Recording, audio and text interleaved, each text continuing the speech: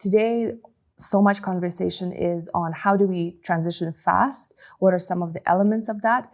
But the fairness and the equitable part of it is not always at the priority of the question. Why is it important to talk about fairness when we talk about the green transition? Absolutely. So fairness in the costs and the benefits of climate mitigation actions is so central to building public support, but also to ensuring that there is policy stability, which is really what is required across the public and the private sector for some of the long-term investments that the green transition overall requires.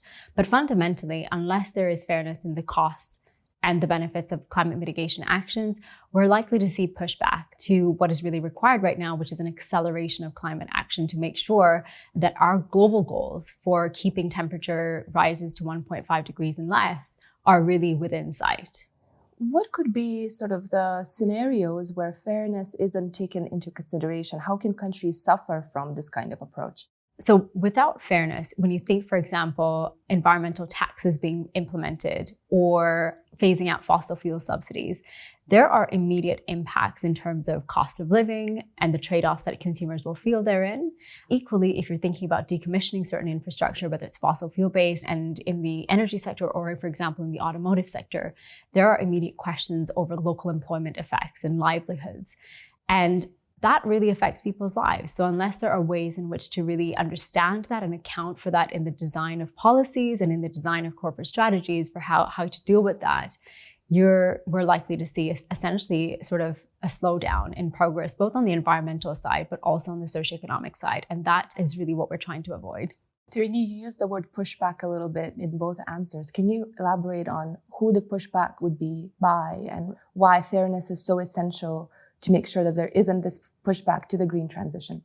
So when we're talking about fairness, we're really thinking about it in terms of workers, when it comes to low-income consumers, and also, for example, small and medium enterprises.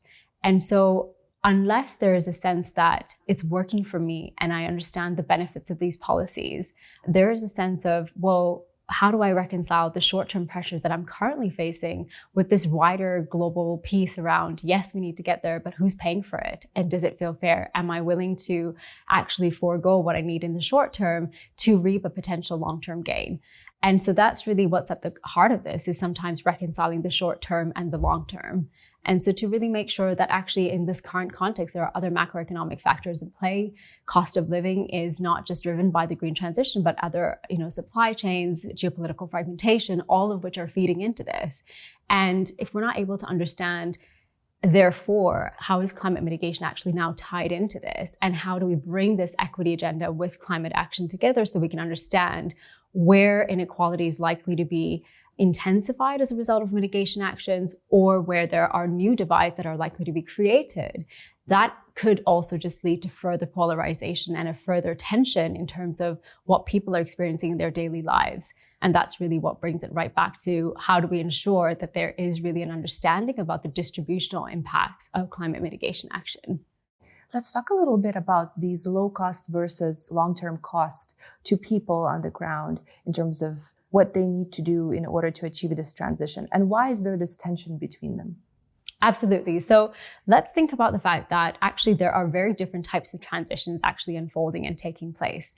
And the transition itself is very geographically specific. And so that's why in this paper, for example, we're really looking at country-specific deep dives to think about where are equity risks playing out, because they are very place-based and geographically nuanced. They will depend on the country's economic, institutional, demographic structure, and therefore there will be quite a lot of variance. When you then take that up and look at globally, you'd start to see very different kind of contexts. So irrespective of if you're a high-income country or a low-income country, there are different challenges to be faced. But in terms of the trade-off that you're talking about, let's talk about it in terms of, for example, in the paper we have growth economies. And these are countries that are rapidly industrializing. They're upper middle income countries, and they have growing populations. They have growing energy demand. And they are faced with this challenge of really making sure that economic development is a central priority. But in the absence of widespread access to technology and know-how and financing, this idea of leapfrogging to green growth can seem pretty elusive. That's a really important point you're making. And a lot of countries are, in fact, really concerned about the green transition because of that reason, because there is not enough economic growth yet to help sort of lift people out of poverty very often. And yet we're talking about implementing all of these new things that might seem daunting. So what are some of the ways in which we could help those countries get there? So I think on that one, there are two parts to it, right? There is a global policy conversation around mitigation financing and beyond. But what this paper is also doing is trying to recognize that there are policies within countries that can also start to help ensure that those trade-offs aren't as acute. But all of that comes back to understanding what is the data that we have? What is the set of frameworks? What are the tools that we have to start to bridge these two conversations together? And at the moment, that's really the biggest gap, which reinforces the challenge of ensuring that green is fair. And so without data at this intersection of climate action and equity, and without the common frameworks and without the common tools, we're likely to see this challenge actually just intensify over the years to come. And so that's what we're really trying to get at, is to think about how do we start to conceptualize this? What are the metrics that help us to tell and unpick that story of where mitigation action might exacerbate socioeconomic inequalities? I mean, just to give you an idea, we've looked at 58 indicators in this paper.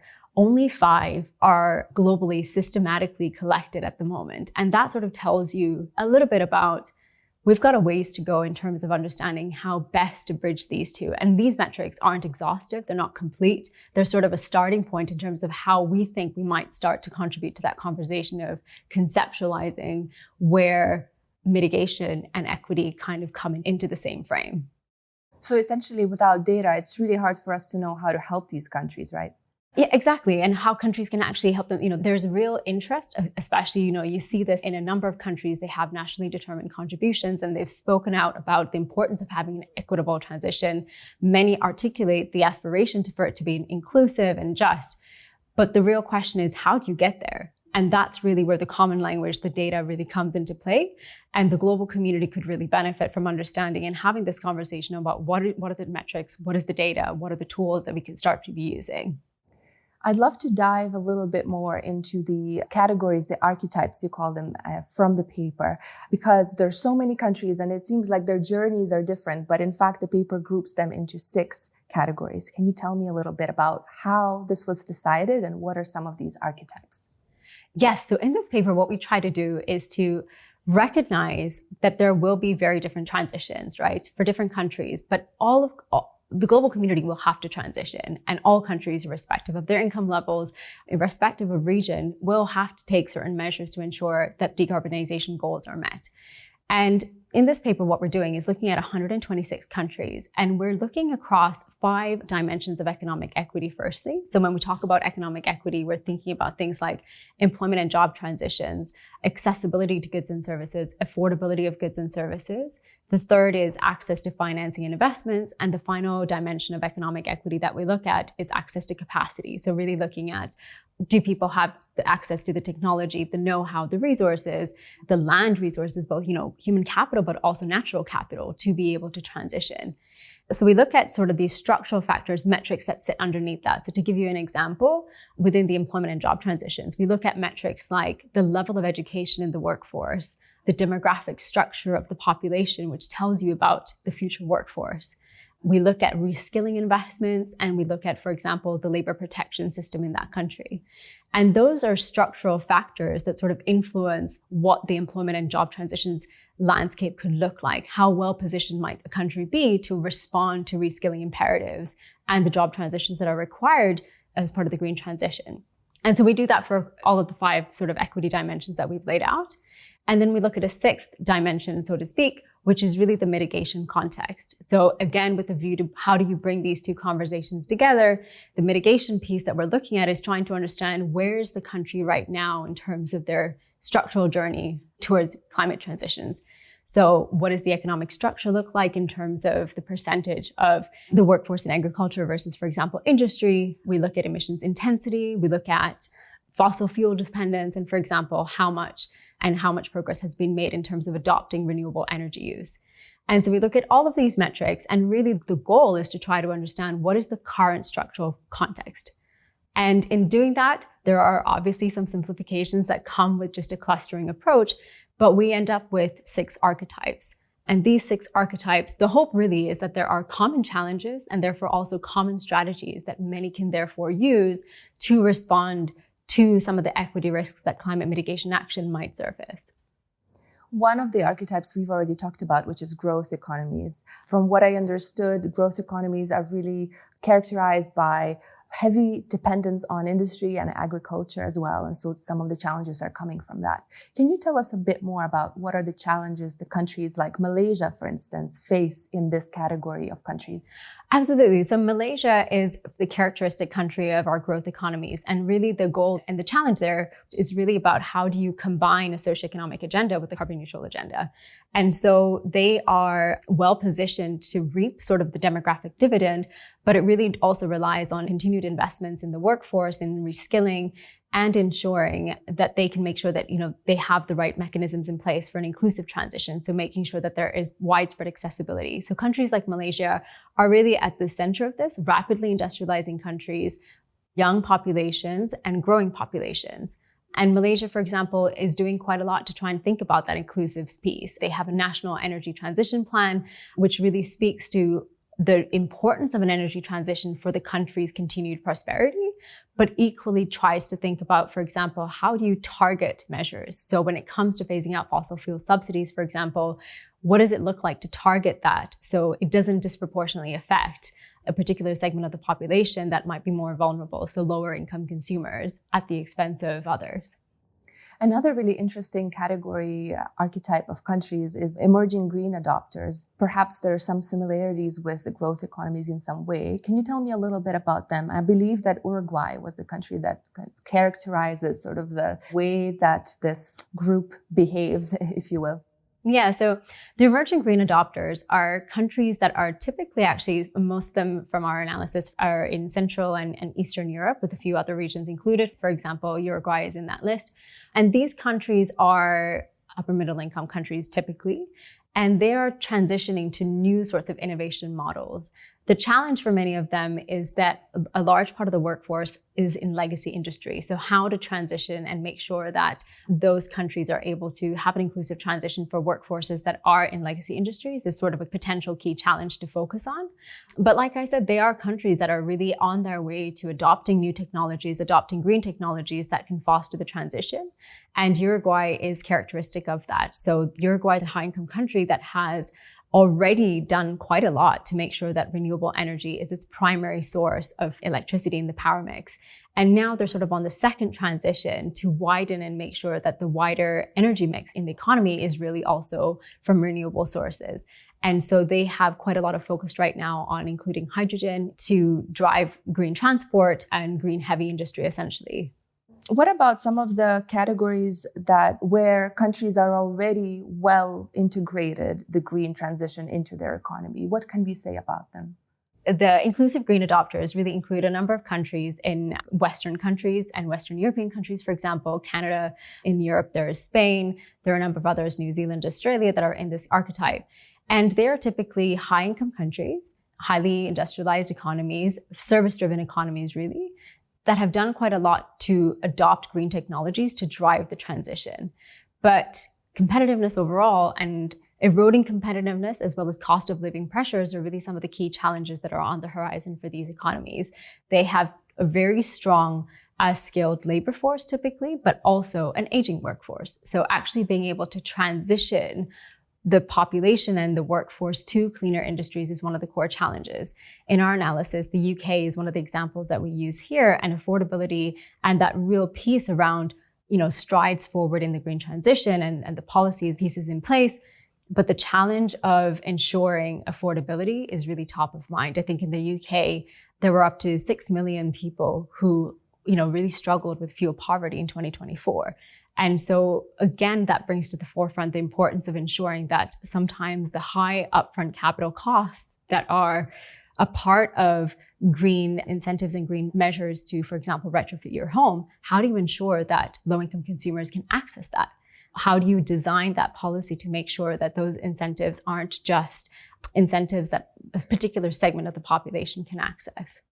That is so interesting. And I'm thinking about the similarities with another archetype, with green developers, right? And the fact that these countries account for such a large amount of emissions as well, and what needs to be done there in order to make sure that the transition is equitable as well. What characterizes that type of country as well? So the green developers are highly advanced economies and really technologically advanced as well. So what sets them apart really is that R&D innovation ecosystem piece. So there are 5 countries in this archetype, and actually together they account for 85% of the world's green patents. So that tells you a little bit about sort of that technology concentration.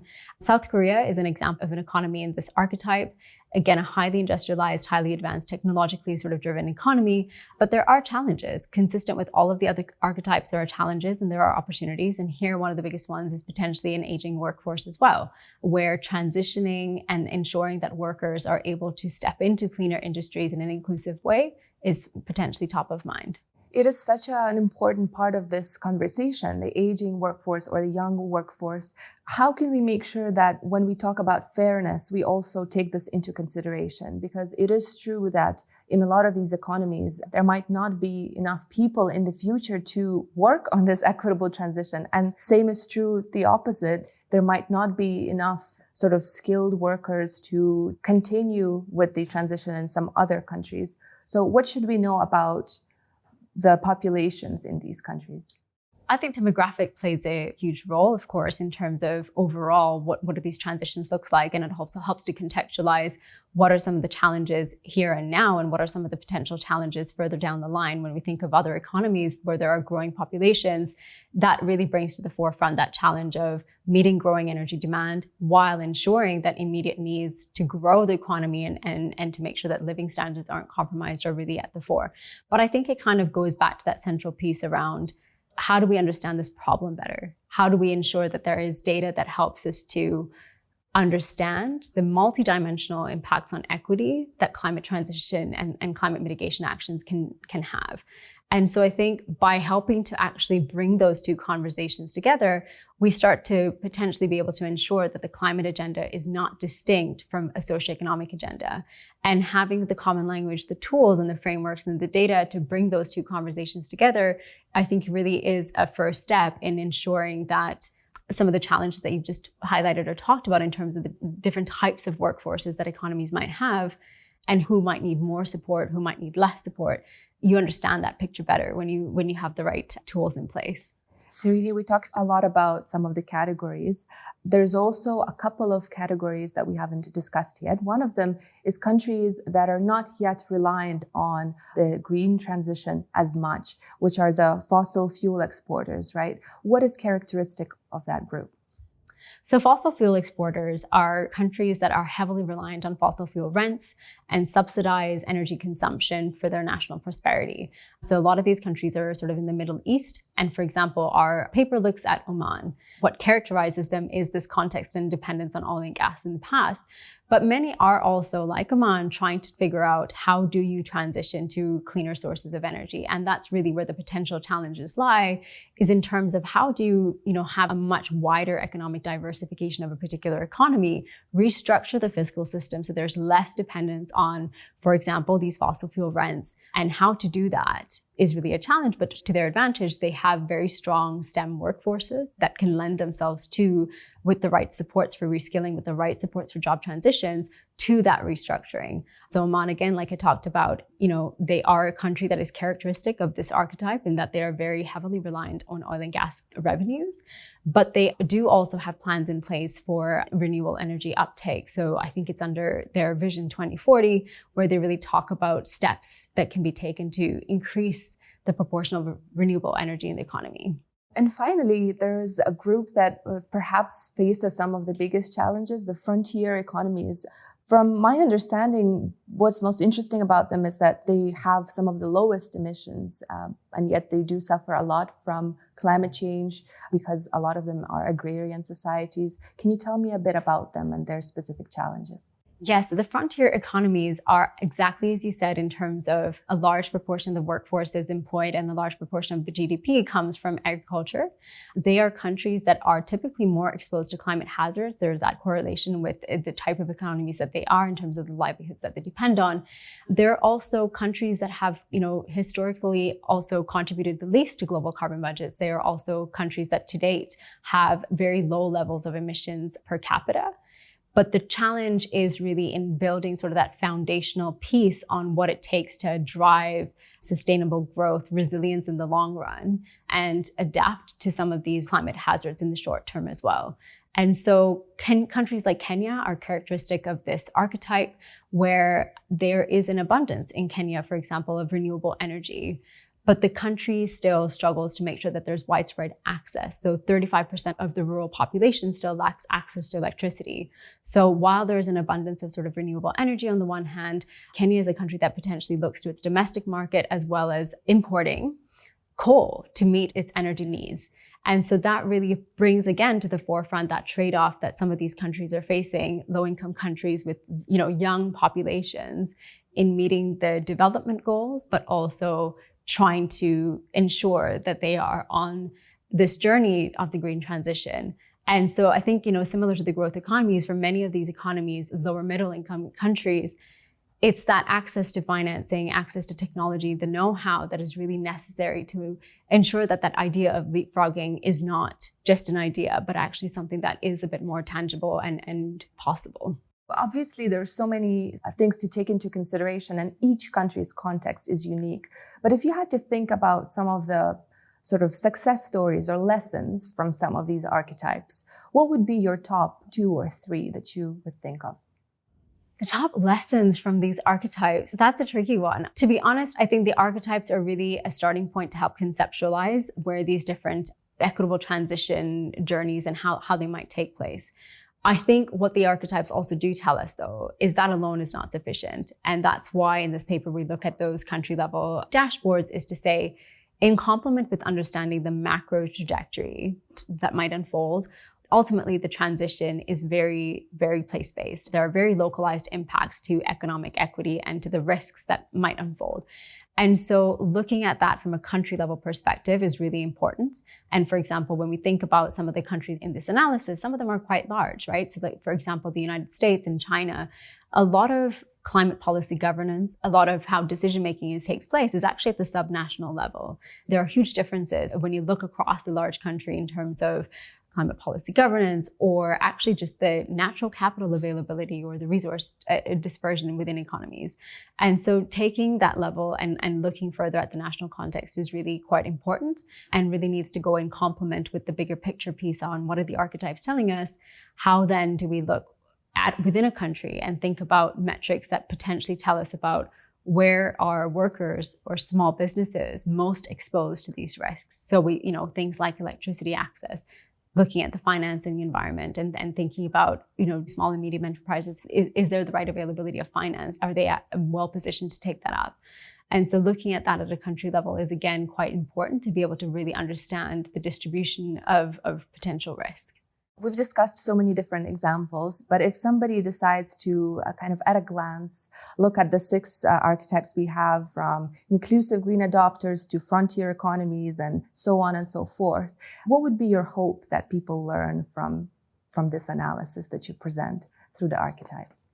So in terms of what I really hope people take from this is really the importance of bringing 2 conversations together, bringing the conversation on climate together with the conversation on socioeconomic equity, and finding common frameworks, finding common tools, data that helps to bridge these 2 conversations is really what we're trying to achieve with the archetypes, to give a more nuanced view of the sorts of challenges and opportunities that countries might face. And therefore also to recognize that those 2 conversations, climate and economic equity, look very different at a country level. And so while the archetypes really provide a broader view of a structural context and the starting point that a country might be on, it's equally important to look at a country level and think about where are the equity risks and how are they distributed. And because the transition has such geographically specific implications, that country level analysis is really key. And I think we talked about the fact that, in some of those countries in this archetype are large countries like China, countries like the United States, where there are very big differences at the subnational level when it comes to resource availability, when it comes to climate policy governance. And so the archetypes, in complement to the equity risks at a country level, are really two things that sort of go hand in hand and help to bridge these two conversations on climate action with socioeconomic equity.